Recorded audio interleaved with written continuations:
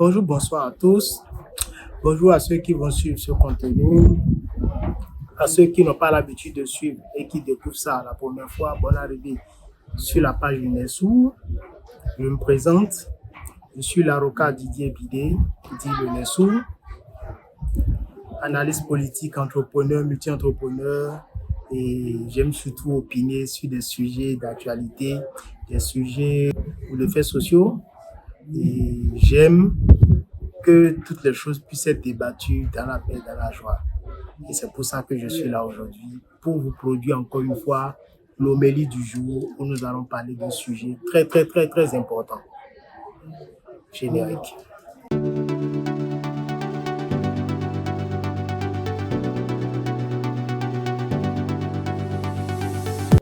Aujourd'hui, je voudrais être très bref parce que le sujet que je vais aborder, c'est le genre de sujet que les gens n'aiment pas qu'on aborde. Vous voyez?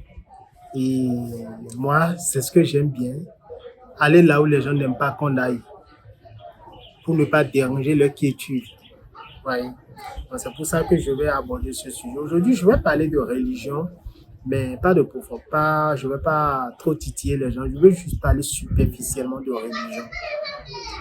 Vous constaterez aujourd'hui qu'en Afrique, nous tous, on peut parler de tout, on peut s'entendre sur tout, mais on ne s'entend pas sur une chose, sur des questions religieuses.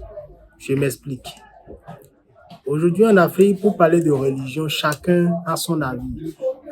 Les chrétiens disent que voici ça, les musulmans disent que voici ça, les protestants disent que voici, les animistes ou enfin ceux qui sont dans les cultes ancestraux aussi disent que voici leur position. Et puis chacun, ça devient un grand capharnaüm. Chacun dit ce qu'il veut, chacun pense ce qu'il veut. Et je ne mentirai pas si je vous répète la phrase la mieux répétée en Afrique, chacun a le droit de prier Dieu ou de choisir sa religion. Et moi, c'est là où tout devient problématique pour moi. Je suis de ceux qui disent chaque jour, chaque fois qu'il faut que les gens comprennent bien que chacun n'a pas le droit de choisir sa religion ou de choisir ce qu'il veut faire. Impossible. C'est déjà le cas, c'est la réalité. La preuve, nous sommes dans la société. Chacun ne se permet pas de se lever, d'aller égorger quelqu'un parce qu'il veut. Il y a des lois qui encadrent cela. Chacun ne se permet pas, par exemple, de prendre sa voiture et de rouler ça dans le sens qu'il veut, même si c'est ce que les gens font en Afrique. Non, parce qu'il y a des lois qui encadrent ça. Hein? Chacun ne se lève pas. Un enfant, par exemple, ne peut pas se lever. Et au lieu de commencer par le cours primaire, il se lève, il ne commence pas par le secondaire. Non, il y a des lois qui encadrent ça.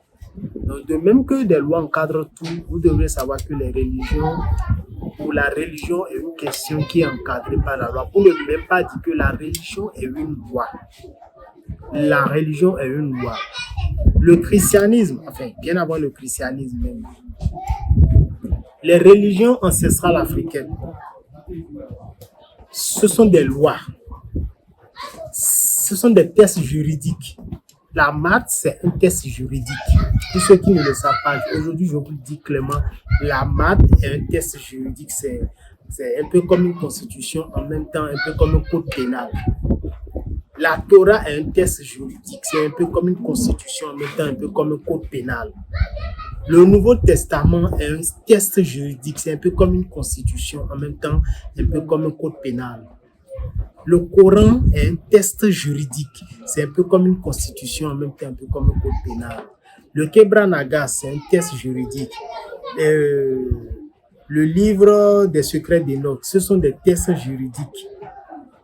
Vous voyez? Quand je dis test juridique, vous allez me dire oui, mais quel article, quelle condamnation? Bien sûr que dans ces tests, il est abordé les questions des lois qu'il faut respecter, des codes qu'il ne faut pas briser, des sanctions qui vont avec dans tous ces tests, aussi bien que dans la maths, dans la Torah, dans le Nouveau Testament, dans le Coran, dans le Kebra Naga, dans tous les documents qui érigent les civilisations, pour ne pas dire les religions. Tous ces thèmes-là sont abordés parce que c'est ainsi. Alors, quand on revient en Afrique, on voit que nous, on respecte tout ça. Ce qui est en quelque sorte pas mal une bonne chose, d'avoir des repères sur lesquels on se base pour pouvoir mener nos actions dans la société. Sauf qu'avec le temps, avec le recul, plus le temps passe, plus on a accès aux données, aux connaissances, aux informations, on se rend compte qu'en fait, les Africains n'ont aucun intérêt. Et s'ils avaient même de l'amour propre pour eux-mêmes, ils ne devraient jamais respecter ces tests. Précisément les tests judaïques, les tests du Nouveau Testament et les tests coraniques. Les Africains n'ont aucun intérêt à respecter ça. Et quand on le dit, ce n'est pas pour micher les gens. Ce n'est pas pour attaquer les gens ou ce n'est pas pour faire semblant. Le problème, c'est un problème réaliste, c'est un problème naturel qui se pose. Il se pose que il n'est pas normal qu'un être humain, je ne parle même pas encore des Africains, il n'est pas normal qu'un être humain s'érige d'amour, de respect, de considération, de piété, de pitié et de toute son âme et de tout son esprit pour une autre entité qui a toujours voulu son avilissement, son éradication, son élimination. Un exemple. Vous ne verrez pas les biches un jour en train de s'unir pour dire que quand même les lions ont raison de nous manger dans la forêt parce que les lions sont les meilleurs avant les carnivores. Au moment où les lions avaient les carnivores, où est-ce que nous les biches on était puis on n'avait pas les carnivores? Les biches ne vont jamais faire cette réunion. Alors quand je parle des biches, les gens vont dire non, que c'est à l'opposé. Je vais alors encore un peu plus loin. Vous ne verrez jamais des panthères ou des tigres se réunir pour dire que les lions ont raison sur eux. Pourtant, les deux sont dans les mêmes genres animaux, c'est des carnivores. Ils peuvent dire que non, on est carnivore, mais le lion est quand même un peu plus fort que nous, c'est normal, on doit respecter le lion. Non, au contraire, le lion et la panthère ou le tigre, ils sont des carnivores en concurrence. Après, dans certaines conditions dans la forêt, ils peuvent s'entendre sur leur carnivorité, pour savoir quel animal attaquer pour ne pas, quel animal ne pas attaquer pour l'alimentation et tout. Mais ce sont des carnivores qui s'assurent et qui respectent chacun son couloir. Donc, c'est ça le problème que nous noirs, nous avons. Nous sommes des êtres humains comme les Occidentaux, comme les Arabes, comme les Chinois, comme les Sud-Américains, les Latinos, comme les Indiens et tout. Et tous ces gens-là que je viens de citer, à l'instar des Latinos, qui sont eux-mêmes d'ailleurs des anciens Européens, des anciens Occidentaux. Vous voyez, à l'instar d'eux, nous sommes en Afrique les seuls peuples qui prions les dieux des gens qui nous ont fait profondément mal. Et quand je dis profondément mal, les gens vont dire non, regarde dans la Bible à cet endroit, Dieu parlait à telle personne, c'est un arabe, mais c'est un noir, il parlait à un autre pasteur, à une autre personne, c'est un frère, il vient de telle zone d'Afrique et tout et tout. Et moi, je vous mets au défi aujourd'hui de dire, tout ça c'est faux. À aucun moment dans la Bible, Dieu n'a parlé à un frère qu'il soit noir ou qui venait d'Afrique pour telle ou telle autre raison. Si vous avez lu ça dans une Bible, sachez que c'est juste une histoire qui a été relatée parce que ceux qui relatent ça veulent retirer la substance, la leçon qui est contenue dans cette histoire pour ériger le test. Et dans certains cas, au moment où ils faisaient ça, ils prenaient ces tests, ils ne s'imaginaient pas comment le monde serait 2000 ans plus tard, 2500 ans plus tard, que les gens se rendraient compte de leur supercherie, les gens se rendraient compte qu'en fait, telle chose a été volée à tel endroit. Ils ne s'imaginaient pas ça. Ce n'était pas leur problème. Ils ne s'imaginaient pas ça. Ce n'était pas leur problème. Eux voulaient juste ériger leur thèse, faire une constitution pour leur pays et faire des thèses de loi qui va ériger leur communauté. Plus tard, peut-être dans une autre méthode, je reviendrai plus au pas à pas sur chaque religion. Aujourd'hui, je parle du contenu substantiel, du contenu psychologique dans cette thèse et de leurs effets psychologiques. Donc, il faudrait que les gens comprennent qu'il n'est pas normal, ni aujourd'hui, ni hier, ni plus tard, qu'en tant qu'Africain, par exemple, on soit là à prier les dieux de la Bible, les dieux du Coran. Quand on le dit, ce n'est pas pour fâcher les gens. Au contraire, croyez-moi. Et quand on le dit aussi, l'autre chose, les gens pensent que c'est un concours de connaissances. Ce n'est pas un concours de connaissances. Ce n'est pas un concours de connaissances. Parce que n'oubliez pas, jusqu'à il y a 10 ans, 15 ans, 20 ans, les données que certains groupes sociaux, comme on dit souvent les kémites, les panafricanistes ou des afrocentristes, sont en train de glavauder aujourd'hui. Jusqu'à il y a 5 ans, 10 ans, 15 ans, ces données n'étaient pas accessibles. Pourquoi? Parce qu'il y avait des gens qui avaient une domination effective sur nos parents et qui les empêchaient d'avoir accès à ces données. Et quand certaines personnes avaient enfin accès à ces données, ils étaient en même temps boycottés, traités de tous les noms et jetés à la vindicte populaire. Et ça a été ainsi pendant des années, des années, des années. Les histoires de Marcus Garvey, les pères du panafricanisme, les histoires de Cheikh Anta Diop, de Théophile Benga et de plein d'autres grands frères qui nous sont même contemporains, qui vivent ça aujourd'hui, où quand ils commencent par aborder certains thèmes, à commencer par toucher vraiment l'éclaircissement des frères africains, qu'est-ce qu'on fait? On les élimine. Ou, récemment, on a vu le professeur Kalala au Motunde, on l'a éliminé en un claquement de doigts. On a vu comment des gens comme Témi Seba, parce que ils disent que ils sont pas d'accord avec certaines politiques de la France et tout. Regardez comment on les traite. Moi, j'ai un autre frère, professeur, qu'on appelle professeur Doji, qui a été, il y a quelques semaines seulement, ou quelques mois, simplement radié. Il a été simplement radié de l'enseignement parce qu'il produit des livres afrocentrés, il produit des livres, des documents scientifiques où ce n'est pas que des professeurs égaux à lui ou des connaissants, des chercheurs se sont levés, ont contesté ces livres. Non, on s'est juste levé, on a dit, bon, toi, on n'a plus besoin de toi dans l'enseignement, dégage. Pourquoi? On a vu avec le professeur Franklin Nyamsi, on a vu comment avec Nathalie Nyam qui parle de certaines choses. La France a été jusqu'à dire qu'il ne faut plus que Nathalie Nyam mette pied en France. On a vu tout ça. Mais qu'est-ce que ça nous prend à partir de là de commencer par réfléchir pour se dire qu'en fait, pourquoi est-ce que ces gens-là, dès qu'il y a certaines personnes qui parlent, ils se montrent compte, ils veulent tout casser, ils veulent leur rendre la vie dure. C'est des choses que nous devons comprendre pour savoir qu'on est dans une situation où les gens veulent forcément qu'on aille dans une certaine direction. Et pour que ça fonctionne comme ça, déjà, il faut qu'on soit divisé. Et cette division marche bien.